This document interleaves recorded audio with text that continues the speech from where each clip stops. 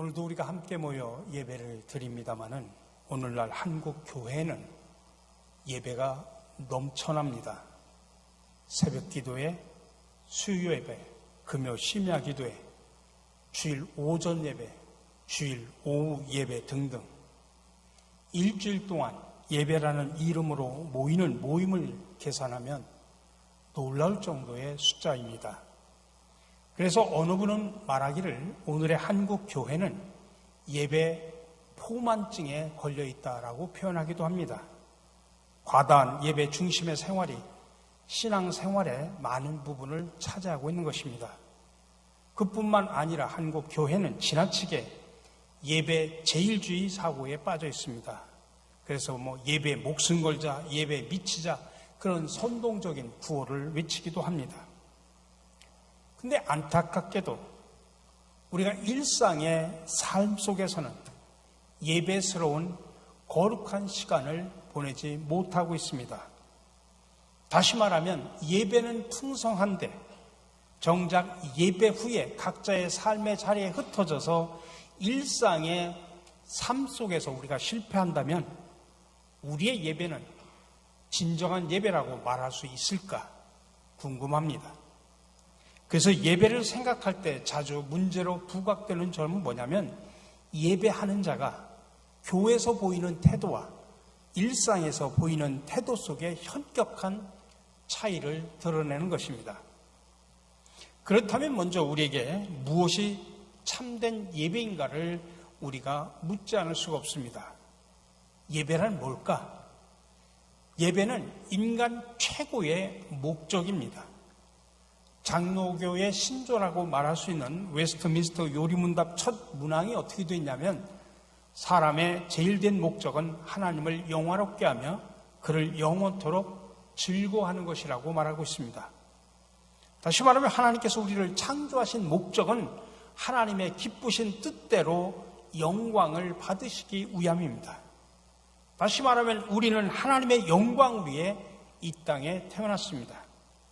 그러므로 우리 인생의 가장 우선 순위는 하나님의 영광을 위해서 사는 것입니다. 이 말은 하나님을 예배하는 것이 우리 인생의 가장 중요한 목적이고 임무라는 것입니다.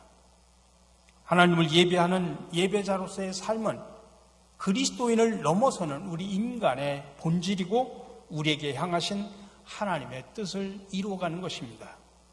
그리고 성경 전체를 보면 우리의 삶의 모든 시간들이 예배하며 사는 인생으로 살아가는 것, 그것이 하나님이 원하시는 참된 예배자의 삶이라고 말할 수가 있습니다. 그래서 성경에 보면 많은 인물들이 자신의 일상 속에서 세상 속에서 예배에 승리함으로 복을 받은 이야기가 많이 나옵니다.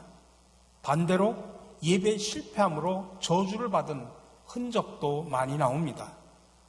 사무엘이 사사가 되었을 때 나라의 영적 회복을 위해 백성들을 모으고 미스바에 모여서 하나님께 예배를 드립니다. 그때 숙적 블레셋이 침략해봤지만 하나님께서 승리하게 해주셔서 태평성대를 이루게 하십니다. 이런 내용들은 성경에 부지기수로 나옵니다. 반대로 예배 실패로 인한 멸망도 정확하게 기록하고 있습니다. 레위기 10장에 보면 나답과 아비후라고 하는 인물이 나오는데 그들은 대제사장 아론의 아들이고 본인들도 제사장입니다.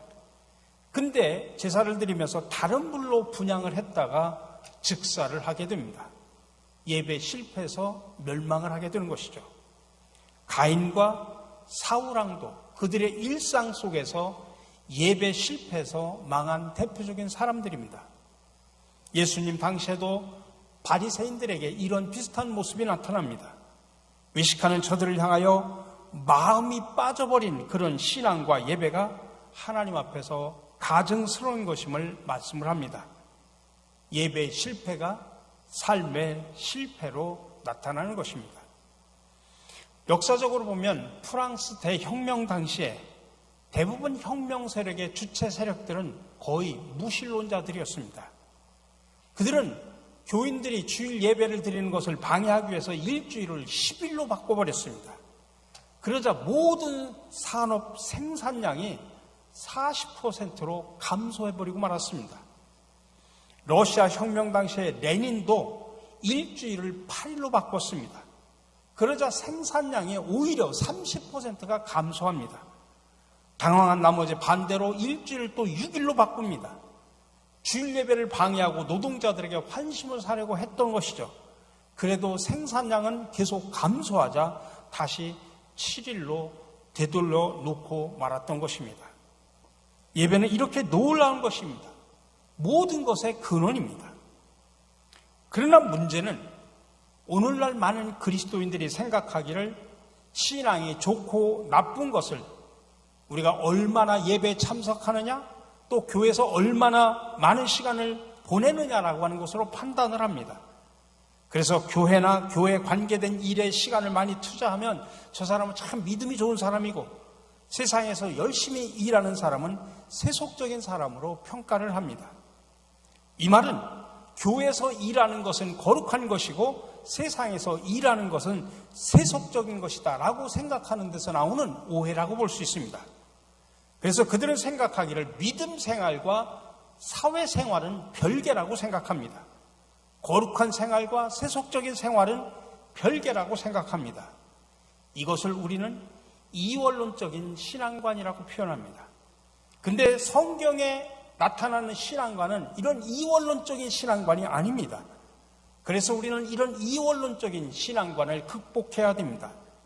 이것을 극복하기 위해서 우리는 세속과 세속주의를 구별할 줄 알아야 됩니다. 이 세속과 세속주의는 엄청난 차이가 있습니다. 여러분, 어떤 단어에다가 주의라고 하는 그런 말을 붙이면 그것이 붙지 않을 때와 그 의미가 크게 달라지는 경우를 볼 수 있습니다. 예를 들면 공산은 필요에 따라 함께 나눈다고 하는 좋은 의미입니다. 그 좋은 예가 사도행전 2장에 나오는 초대교인들의 모습입니다. 모든 물건을 서로 통용하고 재산과 소유를 팔아 각 사람의 필요에 따라 나누었다고 표현하고 있습니다. 모든 재산을 공동으로 소유했다는 이야기죠. 근데 이 공산이라고 하는 좋은 단어 속에 주의라고 하는 말을 뒤에다 붙이면 공산주의가 됩니다. 공산이라는 긍정적인 의미와 전혀 다른 뜻이 되어버립니다. 공산주의는 공산이라는 단어를 절대화시켜버립니다. 그래서 공산주의는 사람의 필요에 따라 나눠주기 위해서 수단 방법을 가리지 않습니다.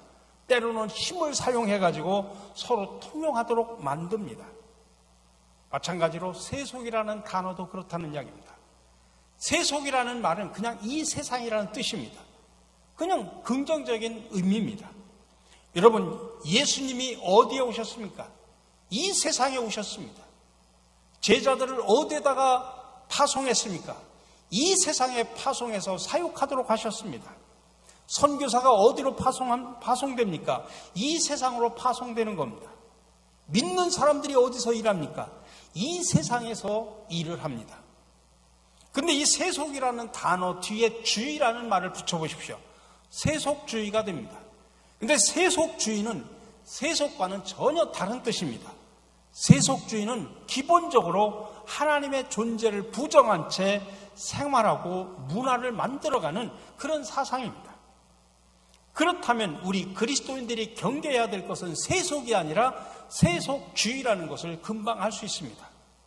세속 가운데 일하는 것과 세속주의를 분명하게 구분할 줄 알아야 됩니다.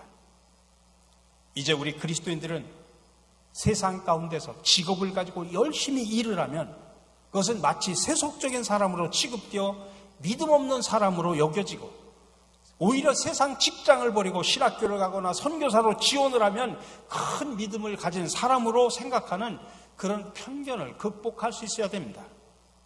성경은 그리스도인들이 세속 가운데서 일하는 것을 격려합니다. 그래서 그리스도인은 세상 가운데서 무슨 일을 하든지 마음을 다하여 죽게 하듯 하고 사람에게 하지 말라고 표현하고 있습니다. 교회 안에서 일을 하든지 교회 밖에서 일을 하든지 한 마음으로 그리스도를 섬기듯 자기 일을 감당해야 됩니다.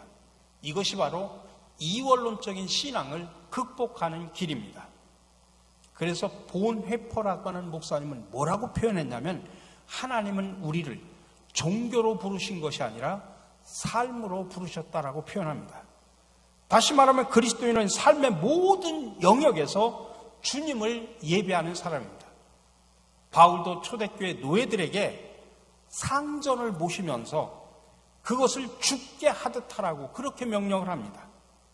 그리스도인 노예들에게도 바울은 집안일을 돌보는 그 자리가 주님을 섬기는 자리, 예배하는 자리가 되도록 그렇게 하라는 이야기입니다. 여러분, 구약에 보면 많은 신앙의 위대한 인물들이 나옵니다. 아브라함, 이삭, 야곱부터 시작을 해서. 근데 그분들은 보면은 대부분 제 단을 쌓고 하나님 앞에 예배를 드리는 이야기들이 나옵니다. 근데 유독 요셉이라고 하는 그의 삶 속에는 특이점이 나타나는데 그는 한 번도 단을 쌓고 제사를 드렸다는 내용이 하나도 없습니다. 성경 다른 인물들과는 다르게 요셉에게는 제사를 드렸다는 내용이 기록되어 있지 않습니다. 물론 그가 제사를 드리지 않지는 않았을 것입니다. 그러나 그런 표현이 안 나옵니다. 왜 그럴까요? 그것은 그가 삶 속에서 예배자로 살았다고 하는 것을 강조하는 것입니다. 요셉의 신앙은 신앙 공동체 안에서만 예배자로 살지 않고 살아가는 일상의 자리에서 신앙 고백적인 삶으로 하나님을 예배했다는 것입니다. 그래서 요셉을 통해서 배울 수 있는 것은 우리가 어떤 자리에 머물러 있더라도 또 어떤 불합리한 상황에 처한다고 할지라도 예배하는 태도로 거룩한 성도로서의 삶을 유지하며 살아야 된다고 하는 것입니다. 이렇게 요셉 신앙의 위대한 점은 그가 성전이나 성막에서만 하나님을 예배한 것이 아니라 자기가 살아가는 직장과 일터에서 주님을 예배하며 산 것입니다. 그래서 그는 그런 상황 속, 그런 태도를 통해서, 그런 삶을 통해서 하나님을 전한 요셉의 전도 방법이었습니다. 여러분, 하나님께서는 창조 세계를 지을 때 가장 먼저 만드신 기관이 교회가 아닙니다. 가정, 경제, 국가를 구성해서 창조 세계 안에서 모든 문화적인 활동을 수행하도록 위임하셨습니다. 그렇기 때문에 우리가 국가 안에서 정치적인 행위, 땀 흘려 일하는 노동, 또 거기에서 파생되는 경제활동, 그것은 교회를 섬기는 일만큼이나 중요한 일이라는 이야기입니다. 하나님께서는 우리 그리스도인들이 일주일 내내 찬양과 기도를 하고 성경 공부하면서 교회에 머물면서 생활하는 것을 원하지 않습니다. 각자 가정에서는 어머니로서 음식을 만들고 또 아버지로서 직장에서 생계를 책임지고 회사의 일원으로서 성실하게 살아가는 것, 그것이 예배만큼이나 소중한 사역입니다. 여러분, 그리스도인들에게 가장 중요한 것이 예배입니다. 하나님께서 사람을 창조하신 목적이 예배에 있기 때문입니다. 그러므로 그 예배는 일주일에 한 번 주일날 모여서 드리는 특별 행사가 아니라 우리 일상의 삶 속에서 늘 행해져야 하는 것입니다. 마치 우리가 숨 쉴 때 안 쉬고 한 번에 몰아서 숨 쉬지 않지 않습니까? 그런 것처럼 예배도 그렇다는 이야기입니다. 예배가 삶이 되어야 되고 삶이 곧 예배가 되어야 한다는 이야기입니다. 그래서 하나님께서 기뻐 받으시는 예배의 온전함에는 일상의 예배가 따라와야 됩니다. 오늘 우리가 읽은 본문 로마서 12장은 몸으로 드리는 산제사에 대한 이야기를 합니다. 여기서 몸이라고 하는 것은 우리 육체만이 아니라 우리의 인격과 우리의 삶 전체, 우리의 일상을 가리키는 것입니다. 주일 예배 외에 매일 매순간 일상의 삶이 예배의 연장이라는 이야기입니다. 그래서 우리는 우리의 삶을 하나님이 기뻐하시는 일상의 예배로 드리기 위해서 무엇보다도 날마다 말씀을 묵상하면서 하나님이 기뻐하시고 하나님이 원하시는 뜻이 무엇인가를 깨닫고 분별하고 우리 일상의 삶 속에서 실천해야 된다고 하는 것입니다. 우리에게는 각자 하나님으로부터 맡은 직분과 사명이 있습니다. 가정에서, 교회에서, 직장에서, 그 외에 있는 곳곳에서 맡은 일들이 있습니다. 그곳에서, 그 일상 속에서 살아가면서 하나님이 기뻐하시는 정의와 공의, 평화와 화해, 생명을 살리는 일, 사랑을 하는 일을 실천해야 되는 것입니다. 교회 안에서 하는 일만이 주님의 일이 아닙니다. 우리가 죄를 짓는 것 빼놓고 세상에서 사는 동안 우리가 하는 모든 일을 통해서 우리는 하나님을 기쁘시게 할 수 있습니다. 그래서 사도 바울은 이렇게 권면합니다. 너희가 먹든지 마시든지 무엇을 하든지 다 하나님의 영광을 위하여 하라. 그래서 마틴 루터는 이렇게 표현합니다. 우유를 짜는 사람은 하나님의 영광을 위하여 소의 젖을 짤 수 있다. 이 말은 아무리 사소한 일이라고 할지라도 하나님의 뜻대로라고 그 하나님의 영광을 위해서 해야 된다고 하는 그런 의미를 담고 있는 것입니다.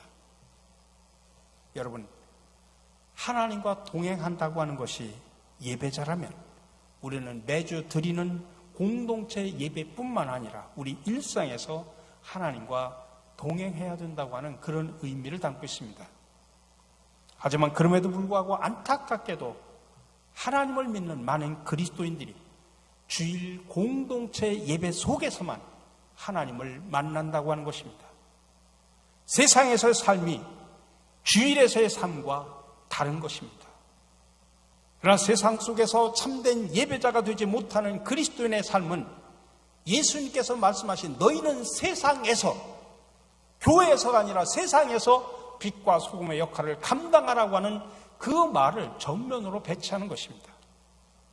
주일 공동체 예배를 마치고 나서 세상에 들어가는 순간 우리는 분주하게 일에 몰두합니다.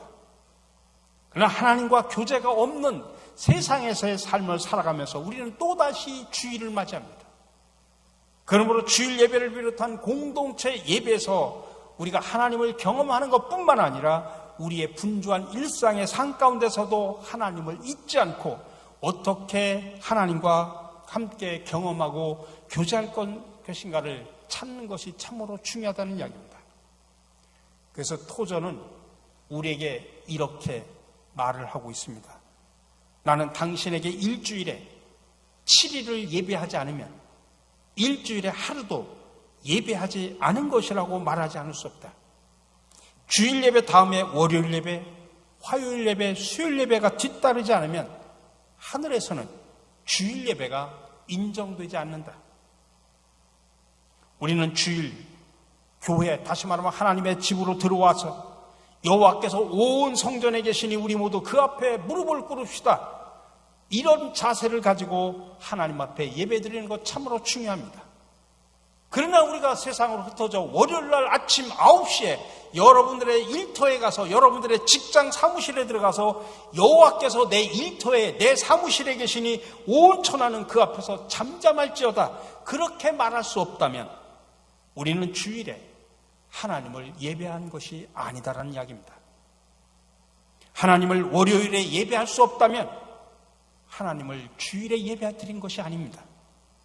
하나님을 토요일에 예배드리지 않는다면 우리는 주일에 하나님을 예배할 준비를 다하지 못한 것입니다. 다시 말하면 생활 전체가 유리된 예배, 그거는 예배가 아니라는 이야기죠. 하루 24시간 일주일, 그리고 12달 365일이 예배가 될 때 우리는 하나님 앞에서 참된 예배자로 설 수 있습니다. 우리는 예배를 위해서 태어났기 때문입니다. 우리 일상의 예배 삶이 나에게 영적 습관이 되면 그것은 뗄 수 없는 나의 생명과 같게 됩니다. 우리가 영적이기 때문에 영과 진리로 예배 드릴 때 참된 예배자가 될 수 있기 때문입니다. 그런 의미에서 우리의 일상은 너무나 소중합니다. 하루를 헛되이 보내는 사람은 하루의 예배를 실패한 것입니다. 일상의 예배의 성공은 오늘 나의 하루에 하나님이 계셨는가라고 하는 것입니다. 하루를 보내면서 하나님이 없는 시간을 보냈다고 하면, 하나님이 기뻐하고 하나님이 온전한 뜻을 이루어내는 그런 삶을 살지 못했다고 하면, 여러분, 그것은 세속주의의 삶입니다. 그러므로 일상의 예배는 오늘 하루를 온전히 하나님과 동행하고자 하는 우리의 믿음의 고백이자 선언과 마찬가지입니다. 이것이 바로 참된 예배자의 시작이라는 사실을 기억하시기 바랍니다. 저는 마지막으로 일상의 예배를 주제로 한 복음성가, 나는 예배자입니다라고 하는 찬양을 들려드리면서 마무리하려고 합니다. 우리 함께 그 찬양의 가사를 묵상하면서 1절만 한번 들으시면서 그 찬양을 나의 고백으로 삼으시기 바랍니다.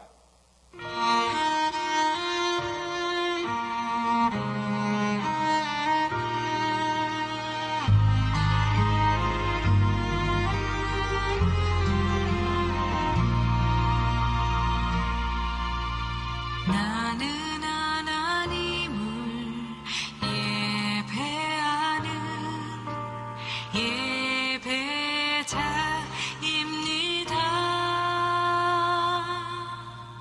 내가 서 있는 곳 어디서나 하나님을 예배합니다. 나는 하나님을 예배하는 예배자입니다.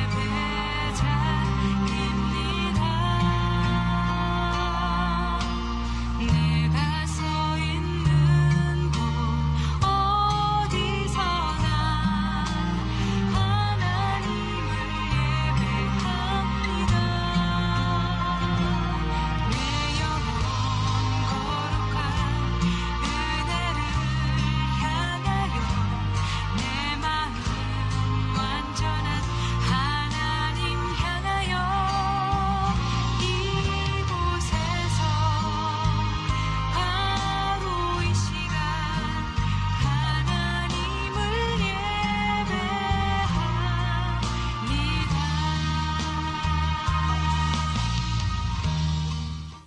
내가 서 있는 곳 어디서나 그 자리에서 예배하는 삶을 살아가는 일상의 예배자들이 되시기를 주님의 이름으로 간절히 축원합니다.